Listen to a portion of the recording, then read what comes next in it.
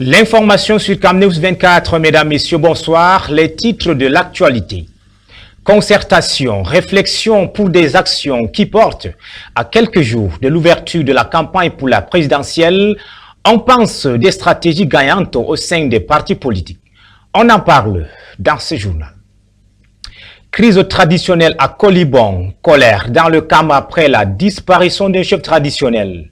Les habitants ont brandi pancartes et haussé la voix, refusant un successeur qu'ils jugent imposé. Dans les rues, les populations réclament le respect des usages et la continuité de la coutume. Voilà pour le titre.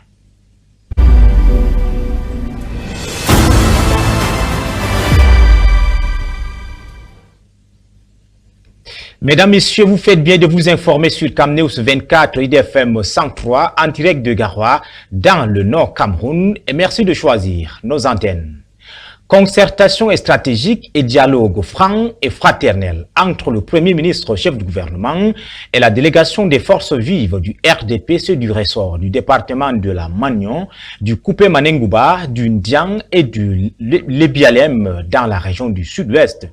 Joseph John Gouté appelle à définir des actions stratégiques efficaces en vue de l'élection à 100% et sans heurte du candidat du RDPC le 12 octobre prochain. Laurentine Bekon. Il est venu galvaniser les bases militantes à Boya, où il lui a été possible d'échanger au plus près avec les siens. Il a écouté toutes les doléances. Maires, présidents de section et de sous-section du RDPC, conseillers municipaux, élites, autorités traditionnelles et locales, et j'en oublie, tous ont ouvert leur cœur. Ensemble, ils ont orchestré une stratégie multiforme pour assurer une victoire incontestable du président national du RDPC lors de la prochaine élection présidentielle. Nous avons bien échangé, on s'est compris. Et nous partons ici, regardez que ce qu'on avait déjà commencé à faire, on est sur la bonne route. Et que le PM est derrière nous pour nous permettre d'atteindre les objectifs que nous nous sommes assignés. Nous avons partagé avec les chefs du gouvernement ce que nous avons pu faire jusqu'à aujourd'hui, les difficultés que nous rencontrons et bien entendu les perspectives que nous entrevoyons quant à ce que nous allons faire le 12 octobre. Et Coupé Manengouba, c'est la création. Le président Paul Biya, président de la République, chef de l'État. Notre fidélité, notre loyauté est sans polémique, sans condition. De Mamfé à Menjin en passant par Mundemba et Bankem, la dynamique est lancée. La machine électorale est en marche. Plus on se rapproche de l'échéance, plus claires deviennent les intentions et aspirations des électeurs. Assurer une victoire retentissante et écrasante du candidat du RDPC, laquelle victoire consolidera la paix et la stabilité du pays. Manu a toujours été derrière le RDPC et le président Biya. L'objectif ne pourrait qu'être 100% de vote. Si on pouvait avoir 105%, on pourrait l'assurer, mais nous partons pour avoir tous les électeurs. Consolider les chemins que nous avons parcourus jusqu'à aujourd'hui pour être sûr qu'au soir du 12 octobre 2025, notre champion, le candidat de notre parti, son Excellence, le président de la République, M. Paul Biya, soit plébiscité. Une fois de plus. Nous sommes un département de loyauté et de fidélité et nous sommes fiers. Donc sur cette base-là, nous allons voter 100% le 12 octobre et le 30 novembre pour le président Biya et pour le RDPC. Opération de proximité, mobilisation des voix acquises au président candidat, Joseph Dion Gouté est au front pour consolider et réaffirmer le leadership du président Paul Biya, gage de paix, d'unicité et de développement pour la nation.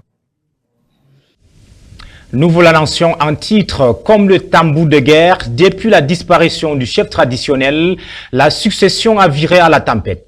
Dans les rues, pancartes levées, voix cassées, les habitants disent non à un chef qu'ils jugent et estiment parachuté.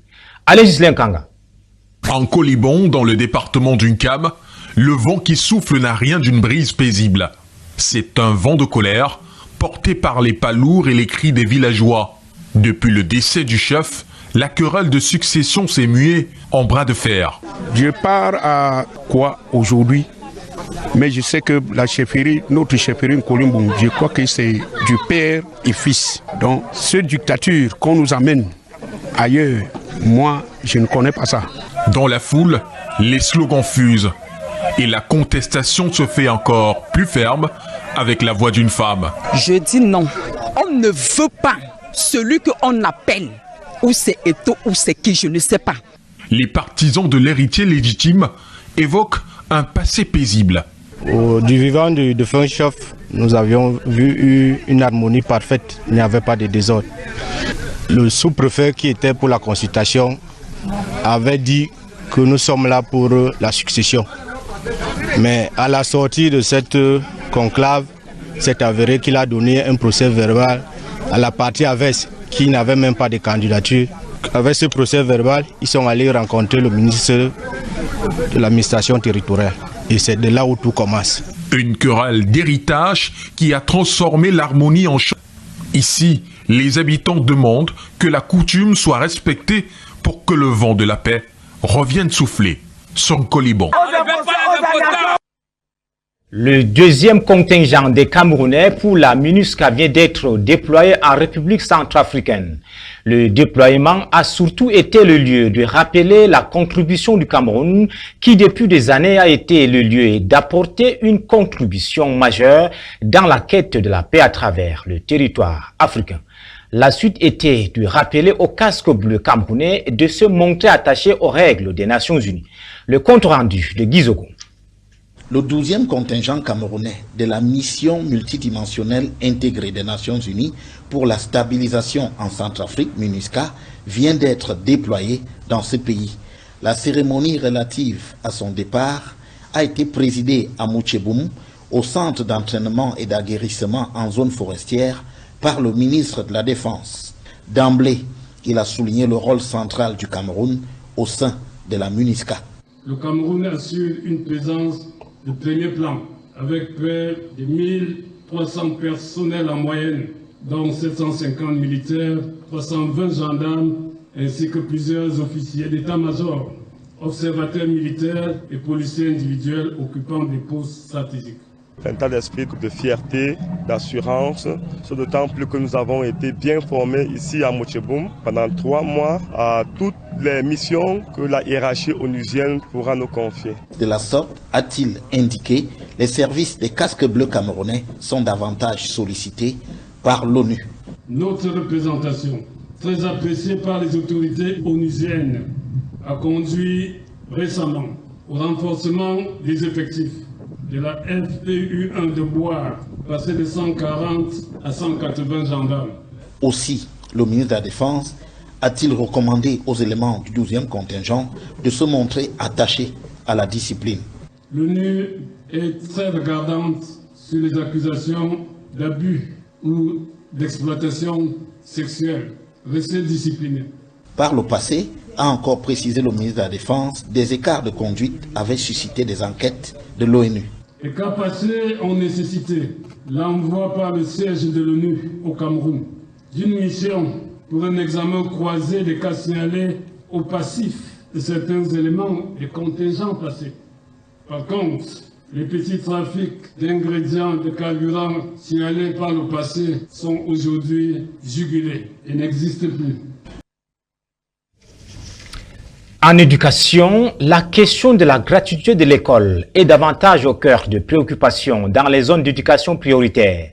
Au Cameroun, ces zones sont presque principalement l'extrême nord, l'Adamawa, l'est, le nord. Restons à Garoua pour juger la situation avec Oumar Boubakari. Une semaine après la reprise des classes, les inscriptions se poursuivent sereinement à l'école maternelle du Plateau. J'ai 2 enfants ici. J'ai payé 7 500 francs. Le 2, c'est à 15 000. L'argent de l'inscription, l'école n'est pas gratuit. On dit gratuit, mais ce n'est pas gratuit. Pour inscrire l'enfant ici, nous avons besoin du certificat de vaccination, la photocopie d'acte de naissance.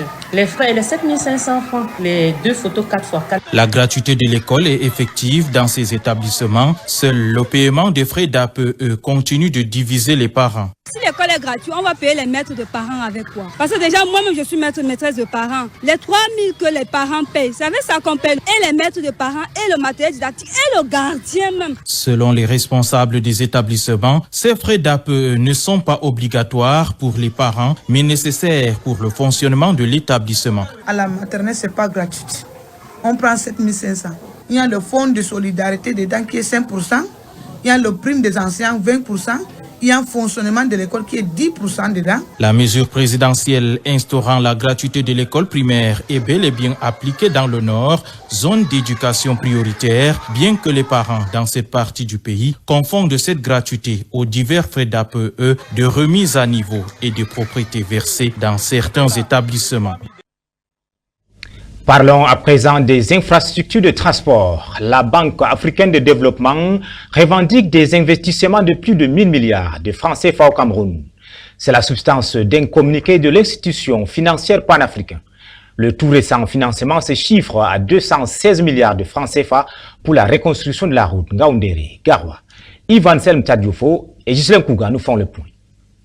Le secteur du transport est l'un des grands chantiers du gouvernement camerounais où un fort déploiement est engagé, autant pour la construction de nouvelles infrastructures que pour la réhabilitation de celles existantes, affichant mauvaise mine. Dans ce processus, les pouvoirs publics bénéficient de l'appui d'un partenaire financier stratégique, à savoir la Banque africaine de développement, la BAD. C'est ainsi que l'institution financière panafricaine annonce dans un communiqué officiel rendu public le 24 mars 2025 des investissements effectués au Cameroun de l'ordre de 1,88 milliard de dollars, soit près de 1140,7 milliards de francs CFA au profit du financement des infrastructures de transport. Le groupe de la Banque africaine de développement est un partenaire stratégique du Cameroun, en particulier dans le secteur des infrastructures, avec 1,8 million de dollars dans les infrastructures de transport. Son engagement se traduit par des investissements majeurs dans la construction des routes, des ponts et des corridors stratégiques, facilitant ainsi la mobilité des populations et le transport des marchandises à l'échelle nationale et régionale, fait savoir le communiqué. Il faut dire qu'il y a quelques jours déjà, le 24 mars 2024, 2 accords de 333 millions d'euros, soit un peu plus de 216 milliards de francs CFA, avaient été signés entre le gouvernement camerounais et cette institution financière panafricaine. Ces fonds devaient être alloués à la construction de la route Ngaoundéré-Garoua, située sur le corridor d'Olan-Djamena et longue de 246 km. Lors de la signature des 10 accords, le ministre de l'économie, de la planification et de l'aménagement du territoire insistait sur l'opportunité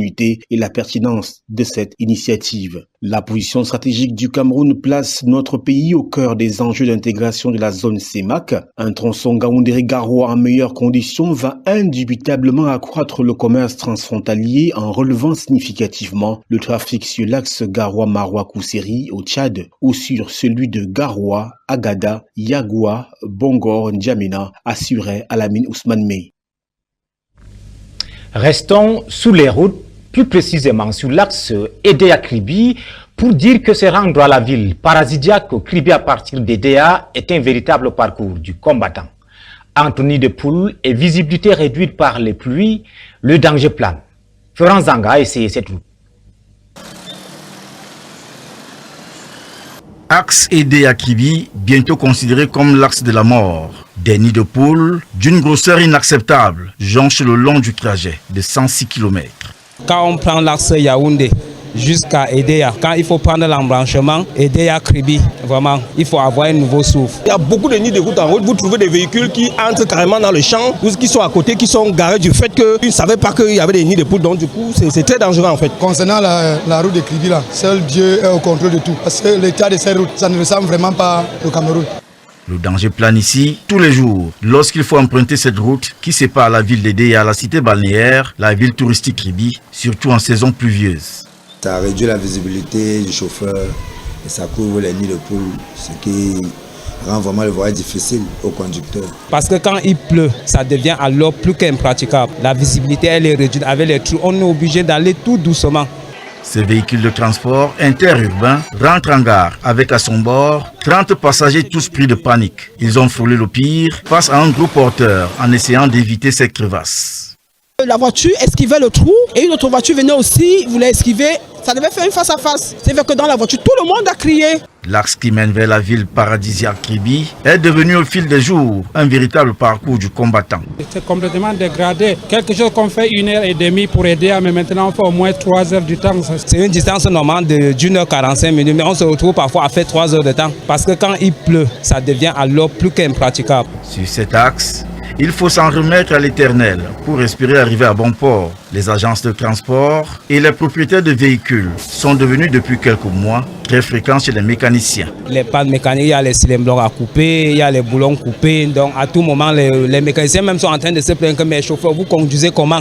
Le gouvernement est interpellé depuis plusieurs mois jusqu'ici, rien n'est fait, même pas le petit doigt levé. La population se demande s'il faudrait d'abord avoir un drame pour que les autorités compétentes se mobilisent. Allons à Tibati, ville surnommée ville grenière du Cameroun, se distingue par sa richesse agricole et son rôle clé dans l'économie locale. Les marchés animés et les traditions culturelles font de cette ville du département du Jérém dans la Damawa un lieu vibrant de vie. Explorons ensemble la diversité des ressources qui font de la commune de Tibati un véritable trésor et une source de prospérité pour ses habitants. Avec Boubacar Adam. Niché au cœur de la région de la Damawa, Tibati est souvent qualifiée de ville-grenier du Cameroun. Sa richesse en ressources agricoles en fait un véritable pilier pour l'économie locale. Nous plongeons dans cette ville dynamique où les traditions se mêlent à la modernité. Les marchés de Tibati vibrent au rythme des échanges. Ici, les agriculteurs locaux viennent vendre leurs produits frais, maïs, haricots et tubercules. Chaque étal regorge de couleurs et de saveurs, témoignant d'une terre fertile et généreuse. Mais Tibati ne se limite pas seulement à son agriculture. La ville est aussi un carrefour culturel où se rencontrent différentes ethnies. Les festivals traditionnels rythment la vie des Tibatois, célébrant leur héritage et leur unité. Malgré les défis auxquels elle fait face, notamment les changements climatiques, Tibati s'engage à préserver son identité tout en évoluant vers l'avenir. Les initiatives locales visent à améliorer les techniques agricoles et à renforcer la résilience des communautés. Enfin, Tibati est bien plus qu'une simple ville, c'est un symbole d'espoir et de détermination pour ses habitants. Dans ce grenier du Cameroun, chaque récolte est une promesse d'avenir. Au-delà des frontières camerounaises, afficher leur unité et faire front commun face à Israël, c'est l'objectif du sommet des dirigeants arabes et musulmans qui a eu lieu ce lundi. En amont, le premier ministre du Qatar, Mohamed Ben Abdelrahman Al Thani, a exhorté dimanche la communauté internationale à arrêter le 2 poids, 2 mesures avec Israël. Regardons plutôt. Afficher leur unité et faire front commun face à Israël. Les pays arabes et musulmans entendent bien marquer le coup ce lundi à Doha. En amont du sommet, le Premier ministre qatari a donné le ton de la rencontre. Il est temps que la communauté internationale cesse d'appliquer le 2 poids, 2 mesures et punisse Israël pour tous les crimes commis. Israël doit comprendre que ces guerres génocidaires qui visent nos frères palestiniens dans le but de les arracher à leurs terres et de les déplacer sont vouées à l'échec, quelles que soient les justifications invoquées par Israël. Selon le ministère des Affaires étrangères qatari, un projet de résolution commune sera examiné lors de la réunion. Les présidents iraniens, turcs et palestiniens devraient être présents. Du côté du Hamas, on espère que le sommet aboutira à une position arabo-islamique décisive et unifiée et à des mesures claires contre Israël. La rencontre a lieu au moment où le secrétaire d'État américain Marco Rubio est en visite à Jérusalem pour réaffirmer son soutien à l'État hébreu. Notre relation avec Israël restera solide. Parfois, il y a des choses avec lesquelles vous n'êtes pas entièrement d'accord. Les récents événements survenus au Qatar ne changeront pas la nature de nos relations avec les Israéliens, mais nous allons devoir parler de ce qui s'est passé. Malgré les condamnations internationales, Benyamin Netanyahou continue de mettre la pression sur le Qatar. Le Premier ministre israélien a déclaré que se débarrasser des responsables du Hamas qui résident dans l'Émirat permettrait de lever le principal obstacle à la conclusion d'un cessez-le-feu à Gaza. Fin du 20h du 15 septembre 2025 sur Camnews 24 IDFM 103 en direct de Garoua dans le Nord Cameroun. Merci mesdames, messieurs pour votre fidélité. Restez en compagnie de nos programmes qui se poursuivent. Douce nuit à tous.